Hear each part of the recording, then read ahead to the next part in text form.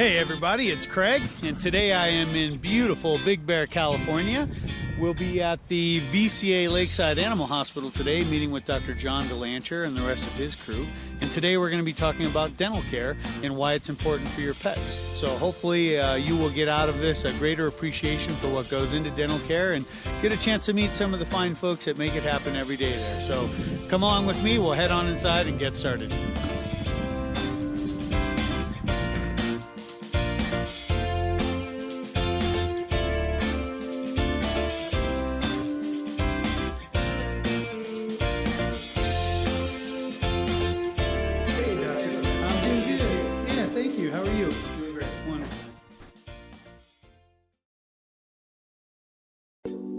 So Dr. DeLandtsheer, thanks for taking the time today to talk to us. We're looking forward to learning from you a little bit more about dental care in dogs and cats.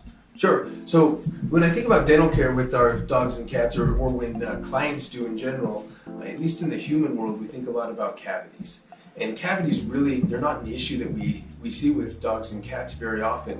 The main type of dental issue that we get is periodontal disease, meaning infection and pathology of the gum line, and in particular the junction where the tooth and the gum line meet. And what happens is we'll get infection, we'll get inflammation, we'll get a lot of pain, and those things as a sequela to just having a lot of tartar buildup that of course allows bacteria to settle there, and it can lead to some pretty serious issues. How often does this kind of thing happen? Is this all animals, and at what age?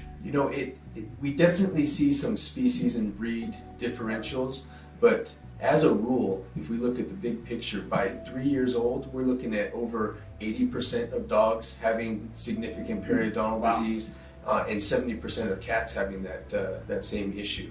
And so what we like to do is at a year old is when we do our first dental exam. And during that dental exam, we're really going to be looking at the gum line. Of course, we're looking for tartar, but we're looking at gum health predominantly. Okay. And that's really the good starting point. Now, there are absolutely some animals that need no care at that time, other than maybe just prophylactic home care. Okay, but like toothbrushing or chews. Exactly. Okay. Yeah, toothbrushing and enzymatic toothpaste that they have at the pet store, that's perfect. They have certain dental chews and dental diets that also do a nice job, and sometimes that's enough. But we will also see a large number of dogs that already at a year of age, there's some significant changes, and we need to get in there, and the best thing that we can do is stop infection with antibiotics and get up there and prophylactically remove all the tartar, and scale up both below the gum line where we can see the tartar, but more importantly, up above the gum line where we can't see the tartar. And that's where the bacteria is really going to start digging in and getting a foothold, and that's where we'll have bone loss and abscesses and pain, which is really the main thing we're trying to avoid with our patients. So other than when I come to see you for my annual exams, how can I tell at home if my dog has these stages of dental disease? Sure. Well, a lot of times the first thing we see or experience is just a bad breath. Okay. And we could have bad breath and teeth that look to us pretty good until we start looking further. And that bad breath is really the first sign of that bacteria that's just normally part of the saliva in the dog's mouth getting a foothold and starting to lay down the tartar and cause the problems. But beyond that, when it's more severe, we might see things like swelling under the eyes indicative of an abscess, or we might notice that our patients or our pets are seeming like they're uncomfortable when they're eating, or they're losing weight. Things like that. And so then understanding that these conditions are a natural part of an animal as they go through life, and they're going to need dental procedures at various times throughout their life stages, from middle age to senior animals. How do you approach anesthetic risk for these guys? I know people are concerned, will my animal be safe? Well, and that's an absolutely perfect point. And one thing to touch on is, because of the way that we're cleaning these teeth and we're getting up under the gum line and we're having to be really thorough, these guys are under anesthesia. Okay. And because we're doing an anesthetic procedure, we take this very seriously. And so we are going to do a full exam workup before they go under anesthesia. We're looking for any sort of systemic problems. We're going to run blood work on them before they go under anesthesia, Okay. so we can catch things that are more subtle. Sometimes we'll catch something that we need to shift our priorities and maybe take care of that issue first. Oh. Sometimes it's merely now we know something's going on, and it's going to tweak our anesthetic approach, and it's going to let us know there's certain issues that we need to be prepared for ahead of time. Okay. All right. So assuming you get through that process and we're advancing into the dental procedure itself, how about, after the procedure, if some teeth are taken, is it a painful experience? And, It's not pleasant to have a tooth removed under any circumstances. We try to do a lot of things to mitigate any discomfort. We preload our patients with pain meds ahead of time in anticipation. We also will do a local anesthetic block, just like at your dentist, in anticipation of pain. And then post procedure, we will send patients home both on antibiotics and on pain meds, depending on what we have going on. Okay. You mentioned, dental care that I received from myself. I know with my doctor, we take x-rays of my mouth. Is that something that you do here as well? We do, and it's basically the same equipment, same situation, and we're looking for the same types of things. Okay. We're looking for teeth that maybe haven't erupted. We're looking for evidence of abscesses, evidence of bone loss in the jaw surrounding the roots. We're looking for broken teeth. So there are many things that we can see on an x-ray that we would never have a chance to figure out or diagnose without it. If you were just looking at the mouth, you wouldn't see these things. No. Like the iceberg kind of effect. Exactly. Okay. It's one thing to have a tooth that is loose and on its way to falling out. It's another to have a tooth that looks completely healthy, but we have a root that's abscessed. Okay. And an abscessed root, if any owners have ever experienced that, it is a very uncomfortable situation. And these guys can't tell us that that's what's going on. So that's where we definitely get benefits out of these diagnostics. Well, I appreciate you taking this time, and I also appreciate, I understand you might have arranged for one of your employees to bring their animal in for us to observe a dental procedure on? Yeah, we figured it'd be a good opportunity to just take our clients from start to finish through the process, so we can see what we do the day of, what we do prior to as far as the anesthetic blood work, doing our physical exam, and then starting off the day and getting our pre-medications in, an IV catheter, and just everything from start to finish.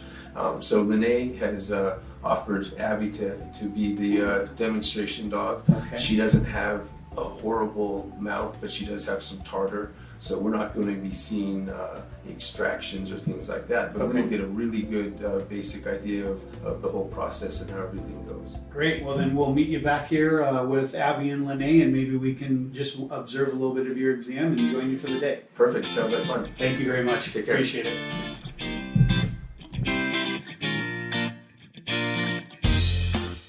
Hey Craig, how you doing? This is Abby. This is Lene's dog. Lene is one of our technicians here at VCA. We're going to be doing a dental on Abby soon, and so we already have done our physical exam and everything, but we just wanted to kind of run through the process with you so you knew what we were doing for our pre-dental workup and exam. So basically, we're not just looking at teeth when it comes to these guys. We know we're going to have an anesthetic event, so what we want to look at is general appearance of our patient. We're going to go through and feel all of her lymph nodes through the body. We're going to listen to her heart and lungs. We're going to feel her abdomen, make sure we don't feel anything abnormal in GI or spleen or liver, for instance. And then once we're happy with everything there, we'll go through, and of course we're going to look at the teeth. And we look at their teeth in every exam, but pre-anesthetically, when we know we're doing a dental, we like to know what we're going to get into. So we like to look at just general occlusion of the jaw. We like to look at any alignment problems, any broken teeth. We certainly will go through and look at tartar accumulation, look at the gum line, see what kind of infection problems, any issues like that, just so we know best we can prior to the actual procedure what we're going to be getting into. Today, while Abby's here, we're going to be pulling our blood and urine and sending that to the lab. Make sure that's not going to be changing our anesthetic protocol at all. Any x-rays? On Abby, we're going to be taking some 5-view x-rays. We're going to take 3-view chest, 2-view abdomen.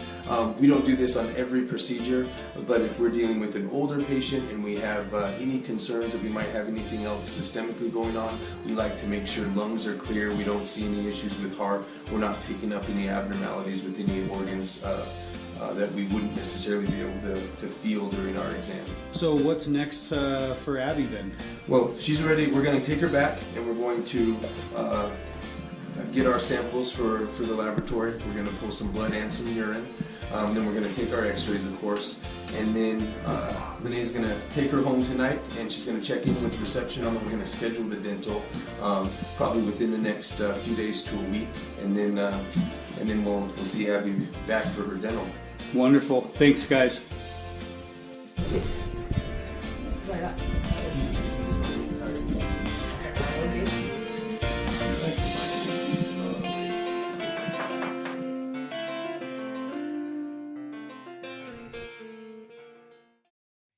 Hey Wendy, how are you? I'm good, thank you. I'm good. Hey, so I was wondering if you could tell us a little bit about why dental care is important. Well, by the age of 3, most dogs and cats have some form of periodontal disease, which can eventually lead to heart, liver, and kidney problems in the future. So how can we tell if a middle-aged animal is in need of dental care? Bad breath, you can flip the lip and see if there's any plaque or tartar on the teeth. They'll be pawing at their mouth. Okay, great. Do you know Some anybody examples. around here that can teach us how to flip the lip? I think Bree would be wonderful at showing us how to flip the lip. Excellent idea. Thanks, Wendy. Welcome. Bye. Hi. How are you? Oh, I'm just great. Hey, Wendy said that you might be able to show us what flip the lip is, how to do it, and maybe tell us a few things that we're looking for. But first you got to tell us who this is. This is my dog, Duke. Hi, Duke. So how do we do this, Bree? So for flipping lip, you're literally just going to flip the lip. Okay. So you're going to grab the little corner and pull up, which will allow you to see all his teeth. And what are we looking at here? We got the big ones in the front. Those are the canines. Okay. Come here, boo-boo. Where do you normally find dental disease if you're doing a little flip the lip? Typically, you can see a little bit on the canines, that little yellow staining. Okay. But most importantly, you're going to see it on these back chewing teeth, which are known as the premolars. Back in here is Yeah, where we're really peeking that's where around. you're really going to see it. You can see a little bit of that redness by the gum line. That is as well a symptom of gum disease and some periodontal disease. Okay. It's been a hot minute since he's gotten a dental, but it looks like he's going to need to get one soon. Cool. Well, we'll get you on the books. Thanks, Oh, Bree. yeah. Appreciate it. Welcome. Have a good day.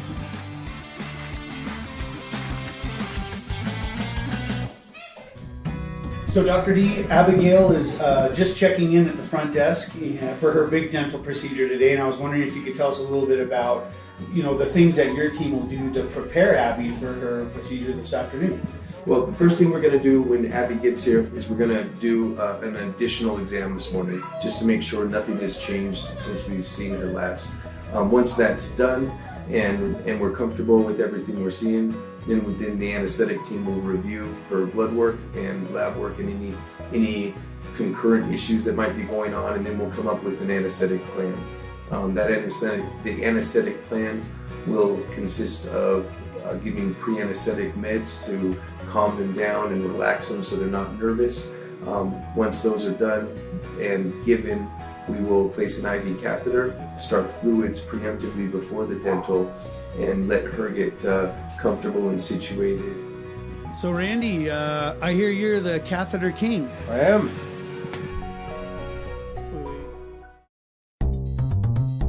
Hey Randy, I was hoping maybe you could tell us a little bit about the dental equipment that we use for our dental procedures. Yeah, no problem. So what we have here is a mobile dental delivery system. So it's a really nice self-contained unit. So that makes it easy to transport it between treatment tables as we need it. And basically our first instrument that we have here is an ultrasonic scaler. So what it does is it has micro vibrations in the tip here, about 20 to 40,000 per minute. And that makes it nice because it's a nice pinpoint design that we can get exactly where we need to scale off the tartar and plaque off your crown surface. So what we'll do first is scale the teeth with this. And then we'll go on to polishing the tooth, which is where this comes in. So it's our rotating head polisher. So this rotates back and forth, and it's really nice because instead of one continuous round and around part, it doesn't get any hair or anything trapped in there from just rotating back and forth. So that's what we'll polish our crown surface with. If we do need to do any extractions or where we need to section a tooth, that's where our drill turbine comes into play.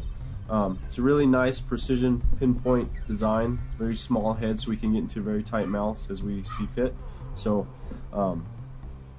that's where our sectioning comes in. And then to round it up, what we have is just our basic air and water, just to clean out the mouth a bit better. If we need to see any parts that we extracted a bit better, we can blow air on that spot to see any specific problem areas. So that's basic our dental unit. We do have regulations to adjust pressure and the speed of our ultrasonic scaler as we see fit per patient. Thank you, Randy. Appreciate it.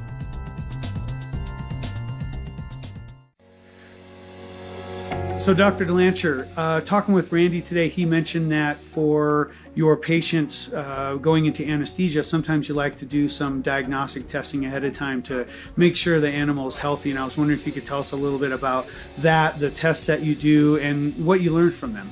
Well, because we're putting these patients under anesthesia, we absolutely want to ensure that our organ function is okay. And we're not going to need to either do anesthesia differently because of those values or not do the procedure at all until we have certain medical conditions under control. In general, what we're checking is we want to check a CBC, which is going to be giving us our red count and white count, platelet count. It's going to let us know if we have any evidence of infection or sometimes even immune-mediated disease. Then beyond that, we're going to be looking at organ function. So that's where we're looking at the chemistry, looking at liver function, kidney function, electrolytes, things like that. And then finally, we're gonna run a urinalysis. And the urinalysis is certainly looking at the urine from the standpoint of any evidence of infection. But more importantly, it also gives us a little more focused idea and look into organ function, and that there are some parameters that we don't see on blood work as well, but when we see a hint on a urinalysis, it really gives us the full picture. So Dr. DeLandtsheer, you mentioned that you were able to take some x-rays of Abigail before the procedure, so maybe you can give us a look at talk to us a little bit about your findings. Sure. So these are normal x-rays that we're looking at, but this is Abby on her side, and we're looking at the lung field here, and we're looking at the vessels in the lung field, we're looking at the airways. This is the trachea coming in here and the carina, and then we're looking at the heart. This allows us to take measurements of the heart in certain situations. If I had a heart patient, I might want to take measurements on that heart and verify whether or not we had an enlarged heart or issues like that. So, and then this allows us to look at bones on one setting, and we can look for any evidence of arthritis, things that might be painful on a patient like this. Do you ever find stuff in here that you didn't expect to see? We very frequently find things that we're not looking for. Significant arthritis or well, for instance, we're looking at a spleen right here, and you can see how sharp and demarcated that is. Very easy for us to pick up a tumor on the spleen, which in a 7-year-old dog like Abby would be very common. Then we can go back and we're looking at intestines, we can look at pelvis. And we're going to flip back to the chest again just so we can look at another view, because we need multiple views. And so we're looking through rib structure, we're looking for heart size and general shape. We're also looking at our margins of the diaphragm and stomach and liver in this portion. Again, everything here looks good. Here's our little area of spleen, but that looks good, no evidence of any masses. All of the spine looks fine. We're going to go down into pelvis, and we're going to look at general hip issues. These hips look great, but we would be able to find things like hip dysplasia or back issues or even knee issues by these survey radiographs. And in Abby's case, all this looks great. So Dr. DeLandtsheer, can you tell us a little bit about anesthesia and monitoring here today with our dental patient? Sure. Since our patients are under full anesthesia, there are a lot of parameters that we need to really keep on top of to make sure that it's done as safely as possible. We've already induced them with specific anesthetic agents that are really designed for a short time period of anesthesia. And then afterwards, we're maintaining them on inhalant anesthesia. The things that we're monitoring are, of course, heart rate, respiratory rate, and blood pressure, but we're also measuring ventilation through CO2 monitoring, and we have an ECG running so we can make sure that the actual heart tracing is appropriate. Temperatures monitored continuously, as well as our oxygen saturation. Is it typical that you'll have, two people working on a dental? What are their roles here? So Lene is in charge of the dental cleaning herself. And so she's scaling and polishing and probing, and then and we'll also be in charge of taking the x-rays while the patient's under anesthesia. Randy's sole job here is running anesthesia, and so he's monitoring all those parameters. So Randy, could you tell us a little bit about the, monitoring parameters, what's going on with anesthesia? I think that's usually one of the biggest concerns for people is, will my dog or my cat be safe today under anesthesia? Yeah, no problem. So, I'm basically hooked up to our veterinary Cardell unit here.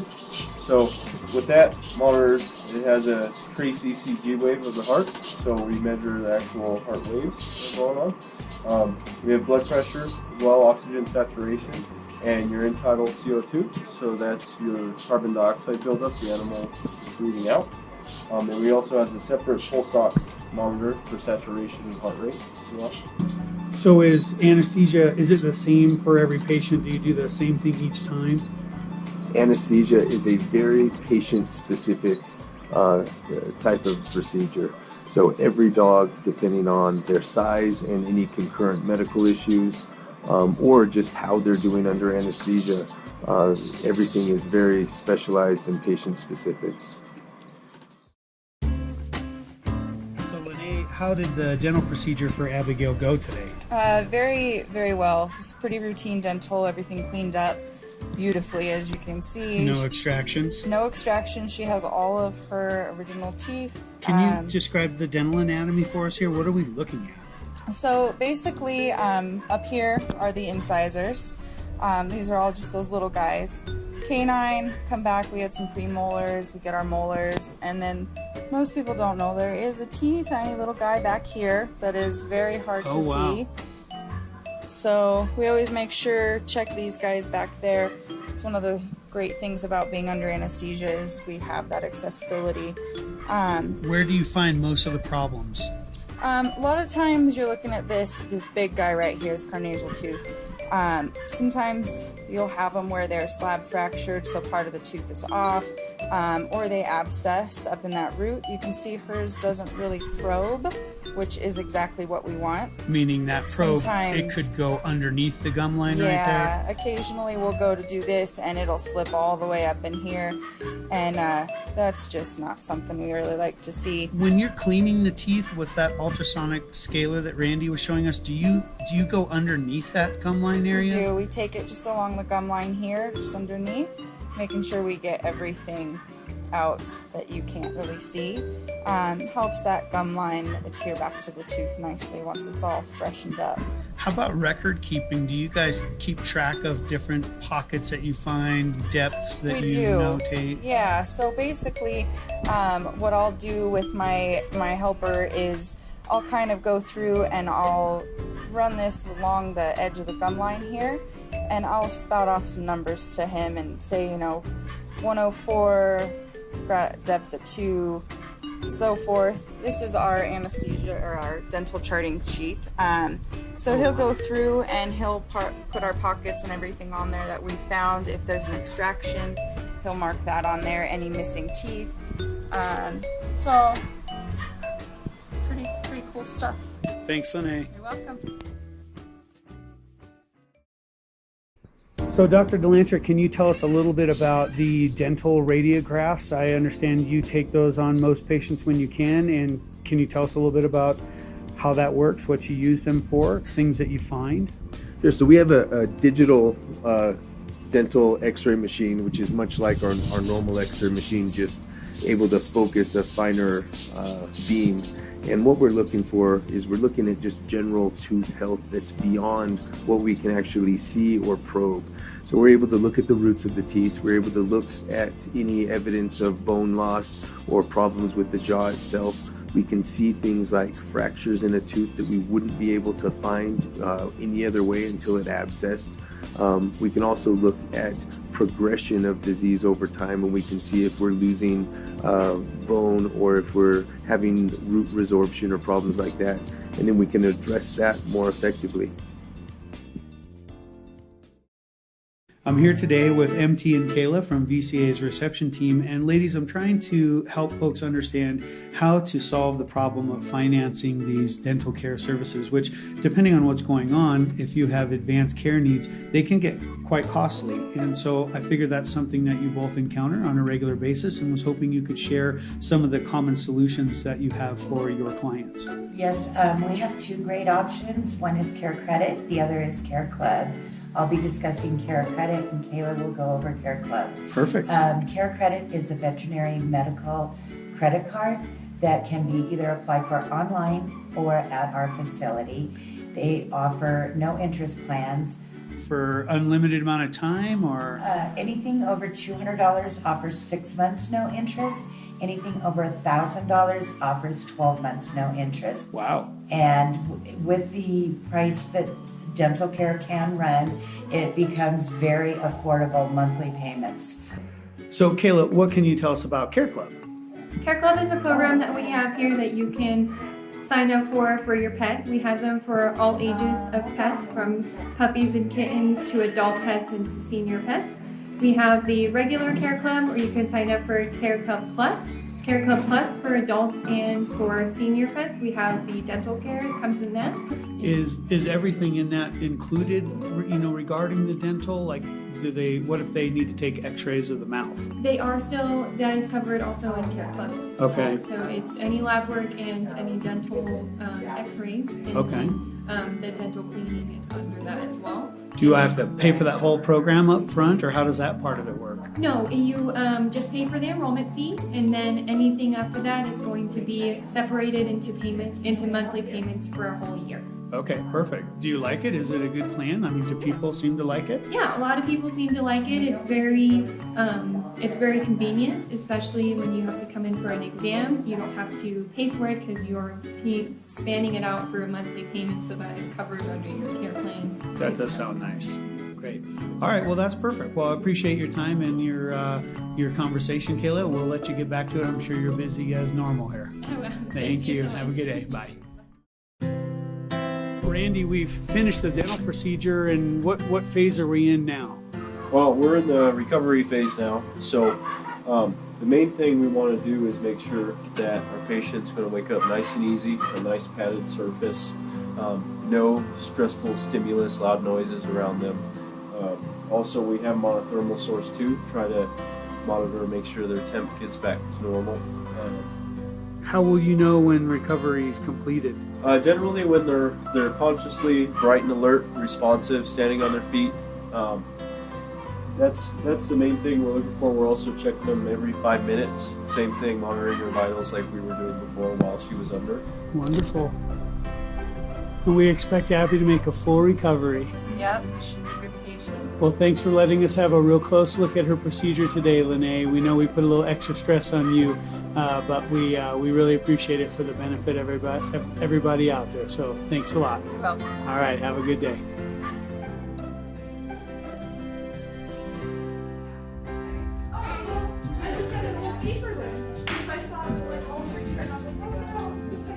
Easiest visit ever.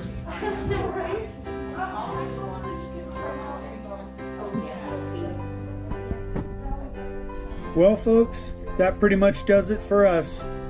We'd like to give a huge thank you to all of our amazing staff for all their effort and hard work. We'd especially like to thank Lene and Abby for their unique participation. We hope you've enjoyed our little presentation, and we hope you've learned something today too. Dental disease is a sneaky little problem that can create big troubles when undetected. So don't forget to flip the lip today and be sure to let us know if you have any questions. From all of us here at VCA Lakeside, we'd like to thank you for your support and your trust. And we hope you have a good day. Bye-bye.